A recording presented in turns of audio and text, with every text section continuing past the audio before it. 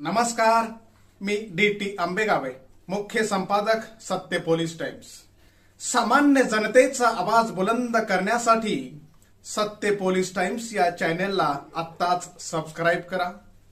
गायमुख ग्रामस्थ मंडळ, महिला मंडळ तसेच बौद्धजन सेवा संघ आणि पंचशील महिला मंडळ गायमुख पन्हेळी यांच्या संयुक्त विद्यमाने आयोजित भीम जयंती उत्सव मोठ्या थाटामाटात, आनंदात आणि उत्साहात गावातील 4 समाज एकत्र येऊन साजरा करण्यात आला। यंदाचे हे 4थे वर्ष होते। महापुरुष आणि महामानवांचे विचार तळागाळातील लोकांपर्यंत पोहोचावे, त्यांचे सामाजिक कार्य आत्ताच्या तरुण पिढीला ज्ञात व्हावे, यासाठी या मंडळाच्या वतीने आम्ही प्रयत्नशील आहोत, असं जयंती मंडळाच्या वतीने सांगण्यात आले। या कार्यक्रमाला तळा तालुक्यातील कुणबी युवा ग्रामीणचे अध्यक्ष, त्यांचे सहकारी तसेच प्राथमिक शाळेतील शिक्षक वर्ग, पंचक्रोशीतील ग्रामस्थ तसेच मुंबईकर उपस्थित होते। या कार्यक्रमाचे अध्यक्षस्थान श्री सुदाम जाधव यांनी भूषवले।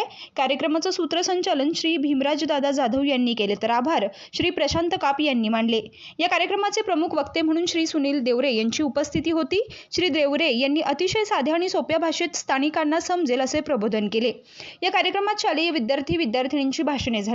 अनेकांनी डॉक्टर बाबासाहेब आंबेडकरांवर गीते गायली। गायमुख पन्हेळी शाळेनं तळा तालुक्यातील सर्वोत्कृष्ट शाळेचा पुरस्कार पटकावल्यानं शाळेतील शिक्षक वर्गाला या मंडळाच्या वतीनं सन्मानचिन्ह देऊन गौरवण्यात आलं। तसेच श्री सुनील देवरे यांच्या सामाजिक कार्याबद्दल त्यांना सन्मानचिन्ह देऊन गौरवण्यात आले।